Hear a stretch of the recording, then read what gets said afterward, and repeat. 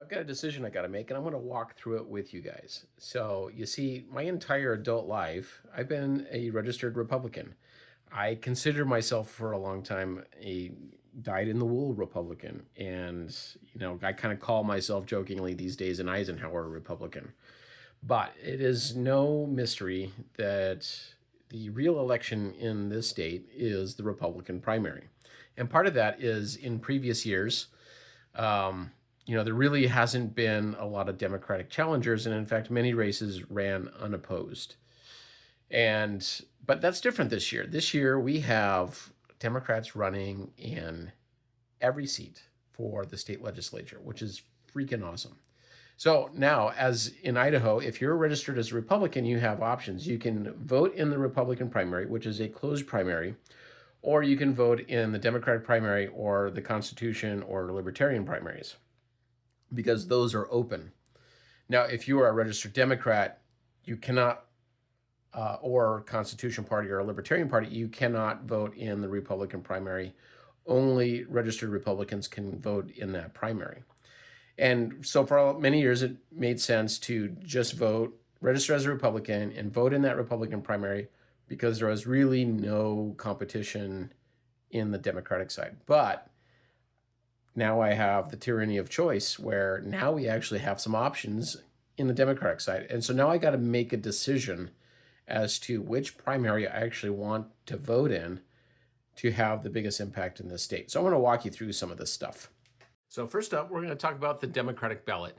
It is so freaking awesome that we have folks running for every seat in my district, which is amazing.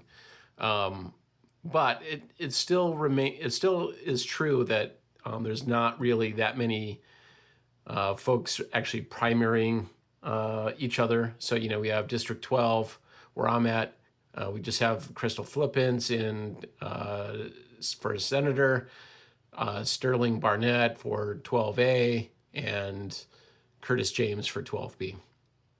And so most of these races, they just got one name, so it doesn't really matter so much voting in the primary for these folks because who's going to win. Now on the United States side, we have David Roth running against Nicholas Bonds and Brad Moore, Kenneth Brungart and Kaylee Peterson. These are interesting races.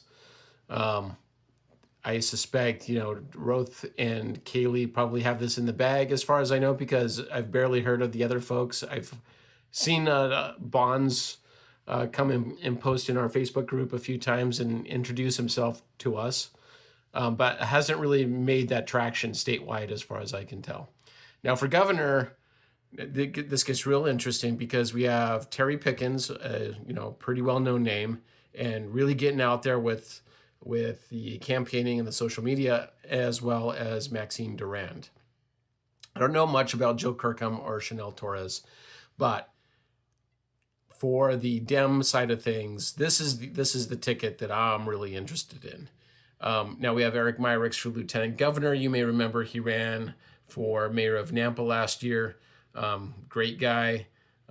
Happy to see his name there. And then Secretary of State and State Controller, we just have a single person. So ultimately, a lot of what we got going on here is a lot of single person races with a couple really interesting ones. So now let's talk about the Republican side. We've got obviously Risch as our incumbent, which boo, hiss, we want to see him go. We got Josh Roy, Joe Evans, and Denny LaVey.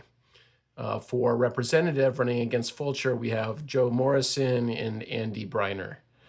So we actually have some contested primaries here, which is interesting. But the big one is look at how many folks we got running for governor. We got Lisa Marie, Justin Plant, Sean Crystal, Mark Fitzpatrick, who I would love to see him leave this state someday, Daniel Fowler, Ethan Giles, Ron James, and obviously our not so beloved incumbent, Brad Little.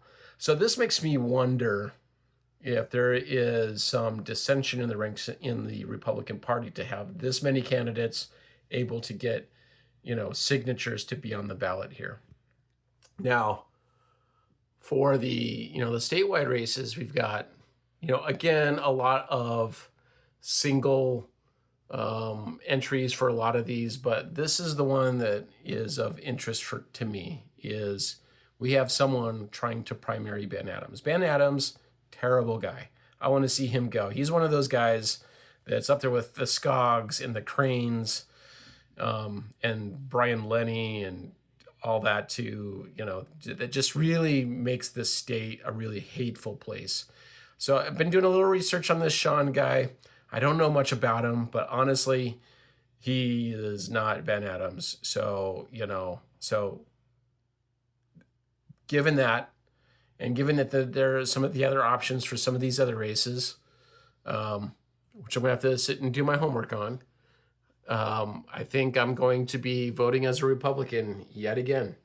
But now here's my thought for the future is I want to see I'm really encouraged that we have Dems running in every seat. That makes the races more competitive. That means Republicans got to step up and actually campaign and actually show that they care a little bit before they get fired.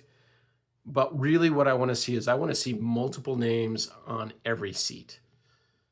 And I want to see incumbents get, primary challengers. I want to see Republicans have to spend money to defend their positions for what they're doing to this state. So I'm really proud of our team for helping getting some more of these names on the ballot and pushing that out there so that there are no races running unopposed in November.